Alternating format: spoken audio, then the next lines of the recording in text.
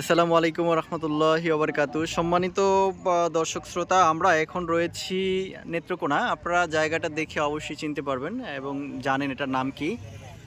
তো আমরা আসছি সেই সাদামাটি পাহাড়, যেখানে ইন্ডিয়ার কোল ঘেঁষে আমাদের বাংলাদেশের একটি সৌন্দর্য বর্ধিত অঞ্চল, পর্যটক কেন্দ্র। আমরা সেখানে আছি। তো আমরা আজকে সকাল থেকেই জার্নি করে এখানে এসেছি। আমরা কিছুক্ষণ পরে আপনাদেরকে মোটামুটি আরও কিছু দর্শনীয় জায়গা আমরা দেখাবো। সে সময় পর্যন্ত আপনারা আমাদের সাথেই থাকবেন।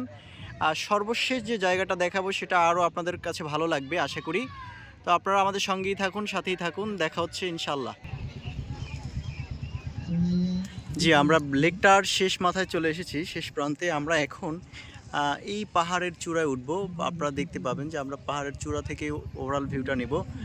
বিশেষ করে আপনাদেরকে ইন্ডিয়ার মিজোরাম এবং আসাম রাজ্যকে দেখাবো, যে আমাদের বাংলাদেশের সীমান্তবর্তী যে দুইটা নেত্রকোনার সাথে সম্পৃক্ত রয়েছে দুইটা রাজ্য, সেই রাজ্য দুটো আমরা দেখাবো ইনশাল্লাহ।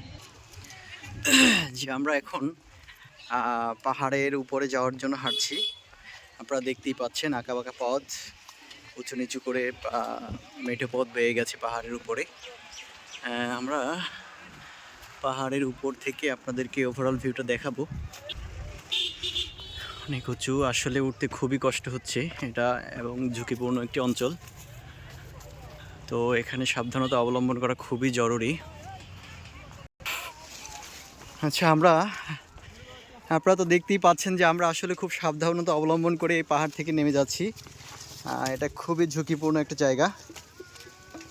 তো আপনারা যদি এখানে আসতে চান অবশ্যই আসতে পারবেন, এবং আপনাদের খুব অল্প খরচের মধ্যে এখানে আসা সম্ভব হবে। আপনারা অনেকেই জানেন নীলপানির যে একটা লেক আছে, এই পানিটা খুবই স্বচ্ছ এবং পরিষ্কার, দেখতে খুবই নীল রঙের। আমরা কিছুক্ষণের মধ্যে সেটা আপনাদেরকে দেখাবো।